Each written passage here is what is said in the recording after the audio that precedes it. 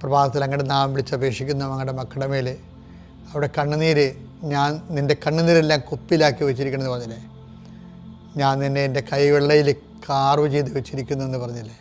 കർത്താവേ, നീ ഞങ്ങളോട് കാണിക്കുന്ന കരുണയും കരുതലുമാണത്. വിനാശത്തിൻ്റെ കൊടുങ്കാറ്റ് കടന്നു പോകുകയോളം കർത്താവേ, നിൻ്റെ ചിറകളുടെ ഉള്ളിൽ ഞാൻ അഭയം പ്രാപിക്കുന്നു എന്ന സങ്കീർത്തനോട് ചേർന്നുകൊണ്ട് കഷ്ടകാലങ്ങളിലൂടെ കടന്നു പോകുന്ന മക്കളെ കൈവെള്ളയിൽ അങ്ങ് സൂക്ഷിക്കുന്നവർ നന്ദി പറയുന്നു. നമ്മൾക്ക് എന്തെങ്കിലും ഒരു ദുരന്തം ഉണ്ടാകാൻ പോകണമെങ്കിൽ പരിശുദ്ധാത്മാവ് നമ്മുടെ കൂടെ ഉണ്ടെങ്കിൽ നമുക്കൊരു നോട്ട് തരും. എനിക്ക് തോന്നുന്നത് ദൈവമായിട്ട് അത്ര കണ്ട് ബന്ധമില്ലാത്തവർക്കും പരിശുദ്ധാത്മാവ് നോട്ട് കൊടുക്കുന്നുണ്ട്.